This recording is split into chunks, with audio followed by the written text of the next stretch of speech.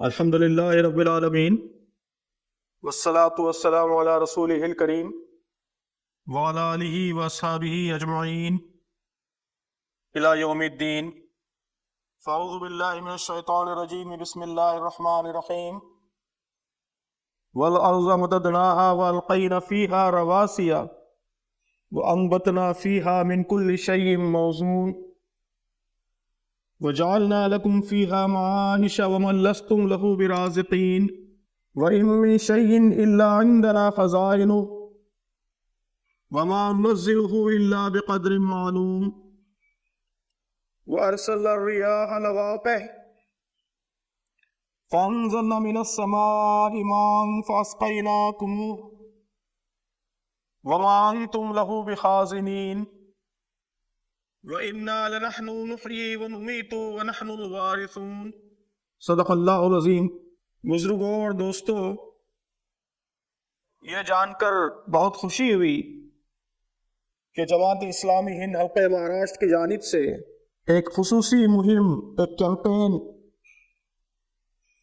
Healthy environment healthy life اس عنوان کے تحت لانچ کی جا رہی ہے۔ میں اللہ تعالیٰ سے دعا کرتا ہوں وہ اس مہم کو اپنی مدد سے، اپنی نصرت سے نوازے اور اسے اپنے مقاصد میں کامیابی عطا فرمائے۔ محترم سامعین، ماحولیاتی بحران یا انوائرمنٹل کرائسس اس وقت ساری انسانیت کے سامنے ایک بہت بڑا پرابلم، بہت بڑا کرائسس ہے۔ ہماری عیاشیوں نے، فضول خرچیوں نے، ایکسٹراویگنس نے، ہمارے غیر ذمہ دار irresponsible رویے نے اللہ کی بنائی ہوئی اس خوبصورت زمین کا نظام درہم برہم کر دیا ہے۔ آج ہماری ہوا میں زہر بھر گیا ہے۔ گرین ہاؤس گیسوں نے ہمارے شہروں میں سانس لینا مشکل کر دیا ہے۔ ورلڈ ایئر کوالٹی کی جو 6th رپورٹ ہے، 6ٹھی رپورٹ حال ہی میں پبلش ہوئی ہے، اس میں دلی کو ساری دنیا میں سب سے زیادہ پولیوٹڈ سٹی قرار دیا گیا ہے۔ کہا جاتا ہے کہ سال کے بعض مہینوں میں دلی میں سانس لینا روزانہ 25-30 سگریٹ پینے کے برابر ہے۔ ہمارا پانی زہر آلود ہو گیا ہے۔ ممبئی اور پونا جیسے شہروں میں پینے کا پانی بھی زہریلے مواد سے بھر چکا ہے، طرح طرح کی بیماریاں پیدا کر رہا ہے۔ ہماری غذائیں زہریلی ہو گئی ہیں، موسم بدل رہے ہیں اور ساری دنیا میں کلائمیٹ چینج ایک بڑا گمبھیر مسئلہ بن چکا ہے۔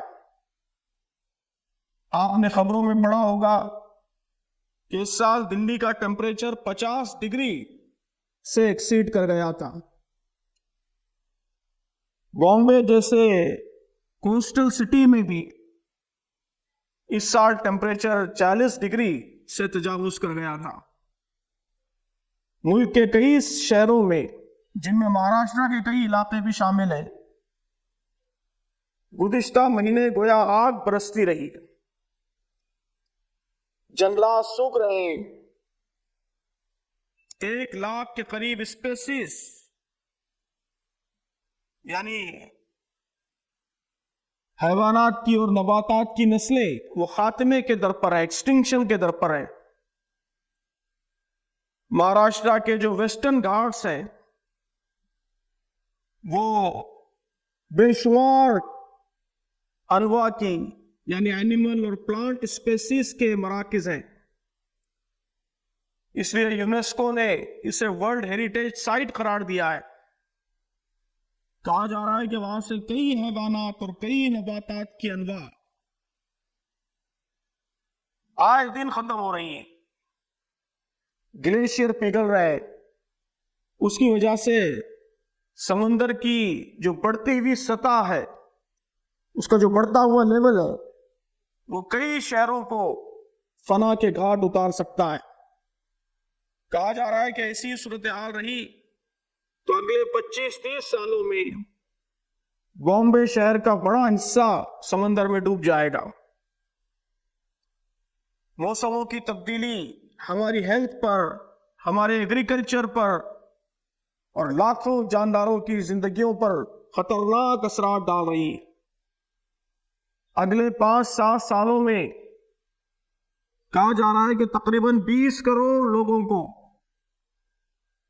موسمی تبدیلیوں کی وجہ سے، کلائمیٹ چینج کے پیدا شدہ مسائل کی وجہ سے ہجرت کرنی پڑے گی۔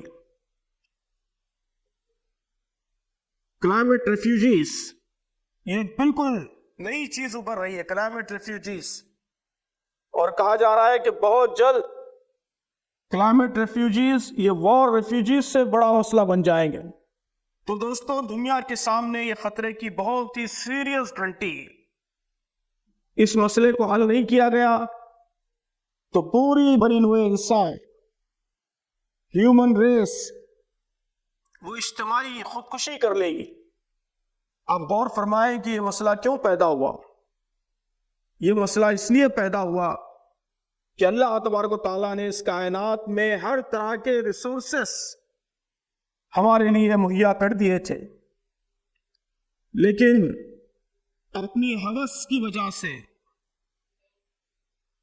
تکاثر کی وجہ سے زیادہ کی اندھی دوڑ میں انسانوں نے ایسی لوٹ مچائی کہ یہ دنیا فساد کی شکار ہو گئی، اور آج ہم اپنی آنے والی نسلوں کے لیے بے انتہا مشکلات پیدا کر رہے ہیں، اور ایک ایسی زمین ان کے لیے چھوڑ کر جا رہے ہیں جہاں زندگی مشکل سے مشکل تر ہوتی جا رہی ہے۔ قرآن کہتا ہے کہ اللہ تبارک و تعالیٰ نے زمین کو ایک خاص بیلنس پر پیدا کیا ہے۔ وَالسَّمَاءَ رَفَعَهَا وَوَضَعَ الْمِيزَانَ اللہ تطغوا فی المیزان، کہ ہم نے آسمان کو بلند کیا اور بیلنس قائم کر دیا۔ اب اس بیلنس میں کوئی ڈسٹربنس تم پیدا نہ کرو۔ اسلام کا جو بنیادی عقیدہ ہے وہ توحید ہے، یعنی اس کائنات کا پیدا کرنے والا ایک اکیلا خدا ہے، ایک و تنہا خدا ہے۔ تو ایک خدا کی بنائی ہوئی اس کائنات میں، اس کے کریشن میں بھی ایک قسم کی یونٹی ہے، یعنی مختلف چیزیں، مختلف کریشنز، مختلف مخلوقات وہ آپس میں ایک ربط و تعلق رکھتی ہیں، ایک دوسرے پر ڈیپینڈنٹ ہیں۔ ہر چیز میننگ فل ہے، بامقصد ہے۔ وَمَا خَلَقْنَا السَّمَاءَ وَالْأَرْضَ وَمَا بَيْنَهُمَا بَاطِلًا، کہ ہم نے اس آسمان اور زمین کو اور اس دنیا کو جو ان کے درمیان ہے بیکار پیدا نہیں کیا ہے، ہر چیز کا مقصد ہے۔ تو اللہ تعالیٰ نے ہم کو یہ ریسورسز دیے، لیکن ساتھ ہی یہ بھی واضح کر دیا کہ تمہیں زمین کا مالک نہیں بنایا جا رہا ہے بلکہ ٹرسٹی بنایا جا رہا ہے۔ قرآن میں 200 سے زیادہ آیتیں جن میں اللہ تعالیٰ نے یہ بات فرمائی ہے کہ زمین اور اس کے سارے ریسورسز کا مالک اللہ ہے، انسان محض خلیفہ ہے۔ وَإِذْ قَالَ رَبُّكَ لِلْمَلَائِكَةِ إِنِّي جَاعِلٌ فِي الْأَرْضِ خَلِيفَةً، اس ٹرسٹیشپ کا، اس اسٹیورڈشپ کا تقاضا یہ ہے کہ ہم زمین اور اس کے وسائل کی حفاظت کریں، اس کا استعمال کریں بے شک، لیکن ریسپانسبلٹی کے ساتھ، ذمہ داری کے ساتھ کریں۔ ابھی گفتگو کے آغاز میں جو آیت میں نے تلاوت کی ہے، اس میں اللہ تبارک و تعالیٰ نے بڑی وضاحت سے اسلام کی انوائرمنٹل پالیسی واضح کی۔ اللہ تعالیٰ فرماتا ہے کہ اور زمین کو ہم نے بچھایا اور ہم نے اس میں پہاڑوں کے لنگر ڈال دیے اور اس میں ہر قسم کی چیزیں ایک خاص پروپورشن کے ساتھ، تناسب کے ساتھ اگائیں، اور ہم نے اس میں تمہاری معیشت کے سامان بھی رکھے اور ان کی معیشت کے بھی جن کو تم روزی نہیں دیتے، اور کوئی شے ایسی نہیں ہے جس کے خزانے ہمارے پاس نہ ہو، لیکن ہم اس کو ایک معین اندازے کے ساتھ ہی اتارتے ہیں، اور ہم ہی ہواؤں کو بارآور بنا کر چلاتے ہیں، پھر آسمان سے پانی برساتے ہیں اور تم کو اس سے سیراب کرتے ہیں، اور اس دولت کے خزانے دار تم نہیں ہو، اور بے شک یہ ہم ہی ہیں کہ زندہ کرتے اور مارتے ہیں، اور آخر مالک بھی ہم ہی ہے۔ ان آیتوں سے کیا معلوم ہوتا ہے؟ یہی کہ اس دنیا کے وسائل پر انسان کے علاوہ دوسری بہت ساری مخلوقات کا بھی حق ہے، ان ایکسٹنکٹ مخلوقات کا بھی حق ہے جو دنیا سے نابود ہو رہی ہے، جن کی نسلوں کو ہم ختم کر رہے ہیں۔ وہ پشو پکشی، وہ حیوانات اور نباتات جن کی معیشت جنگلات کی کٹائی سے درہم برہم ہو رہی ہے، وہ پرندے، وہ برڈز جو ہماری الیکٹرو میگنیٹک ویوز اور ہماری زہریلی فضا کو برداشت نہیں کر پا رہے ہیں، اور اب ہمارے گھروں میں چڑیوں کا آنا بند ہو گیا ہے۔ سمندر کی وہ بے شمار مخلوقات جن کا وجود ختم ہوتا جا رہا ہے، اس پلانٹ کے ریسورسز ان سب کے لیے تھے۔ اللہ تعالیٰ نے ان سب کی ضرورتوں کے لیے ایک خاص پروپورشن میں ریسورسز دیے تھے، اور سب کی ضرورتوں کا خیال رکھتے ہوئے ان کے استعمال کا حکم دیا تھا۔ یہی ہمارا امتحان تھا۔ افسوس کہ اس امتحان میں ہم ناکام ہو رہے ہیں۔ قرآن کہتا ہے کلو واشربو من رزق اللہ ولا تعثوا فی الارض مفسدین، کھاؤ پیو اللہ کے رزق میں سے اور زمین میں فساد پھیلاتے نہ پھرو۔ تو زمین میں فساد پھیلانا کیا ہے؟ اللہ کے دیے ہوئے وسائل کا بے دردی سے استعمال، یہی زمین میں فساد پھیلانا ہے۔ یہی وجہ ہے کہ اللہ کے رسول صلی اللہ علیہ وسلم نے ماحول کی حفاظت کے سلسلے میں بے شمار ہدایات فرمائی۔ آپ صلی اللہ علیہ وسلم نے پانی کو احتیاط کے ساتھ، پریکاشن کے ساتھ استعمال کرنے کا حکم دیا ہے۔ فرمایا کہ وضو کرتے ہوئے بھی پانی ضائع مت کرو۔ نعم وَإِن كُنتَ عَلَىٰ نَهْرٍ جَاءٍ، کہ اگر تم دریا کے کنارے بھی وضو کر رہے ہو تب بھی پانی کو احتیاط کے ساتھ خرچ کرو۔ آپ نے نیچر میں جو ریسورسز مفت میں اویلیبل ہیں ان کے سلسلے میں بھی فرمایا کہ قیامت کے دن ان کا بھی حساب دینا ہوگا۔ مشہور حدیث ہے کہ ایک دفعہ ٹھنڈا پانی پیتے ہوئے بھی آپ صلی اللہ علیہ وسلم نے یاد فرمایا کہ اس کا حساب قیامت میں دینا ہوگا۔ تو یہ حساس مزاج، یہ سینسٹیو مزاج، یہ اکاؤنٹیبلٹی کا مزاج جو اسلام پیدا کرتا ہے، آج دنیا کو اسی کی شدید ضرورت ہے۔ آپ صلی اللہ علیہ وسلم نے زندگی میں سادگی اختیار کرنے کا حکم دیا ہے، غیر ضروری چیزوں کی بہتات کو شیطان کی چیزیں قرار دیا ہے، چرند پرند اور دیگر مخلوقات کا خیال رکھنے کا حکم دیا ہے، ان کے لیے خطرہ نہ بننے کا حکم دیا ہے، پلانٹیشن کو، پیڑ بونے کو، پودا بونے کو آپ نے نیکی کا بڑا کام قرار دیا ہے، اور فرمایا کہ کسی نے درخت لگایا تو اس درخت کے سائے سے جتنے لوگ فائدہ اٹھائیں گے، اس کے پھل اور پتوں سے، اس کے سائے سے جتنی مخلوقات مستفیض ہوں گی، وہ سب درخت لگانے والوں کے لیے صدقے کا کام کریں گے۔ جب تک درخت باقی رہے گا اس کے لیے صدقہ جاریہ بنا رہے گا۔ حدیث کی کتابوں میں عام طور پر ایک مستقل باب ہوتا ہے، پورا چیپٹر ہوتا ہے، باب فصل غرض، یعنی درخت لگانے کے فضائل کا چیپٹر۔ آپ نے یہ بھی فرمایا تم دیکھو گا قیامت آ گئی ہو اور ہاتھ میں پودا ہو تو پودے کو بو دو۔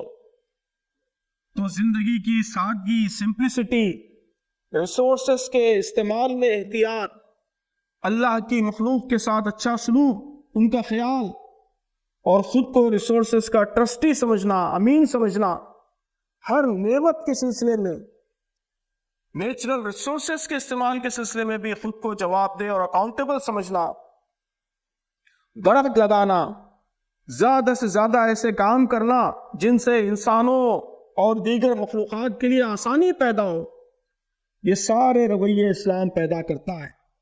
اور انہی رویوں سے ماحول کی حفاظت ہو سکتی. تو بھائیوں اور بزرگوں، اس بات کی ضرورت ہے کہ ان تعلیمات کو عام کیا جائے اور ماحول کو پروٹیکٹ کرنے کے سلسلے میں بیداری لائی جائے، اویئرنیس لائی جائے. ایک اسلامی اسکالر نے اس سلسلے میں 3 بڑے اہم مشورے دیے. میں اس موقع پر انہی 3 مشوروں کو شیئر کرنا چاہوں گا. سب سے پہلا مشورہ گرین لائف اسٹائل، یعنی ہم اپنا لائف اسٹائل بدلیں اور اسے ماحول دوست، انوائرمنٹ فرینڈلی بنائیں.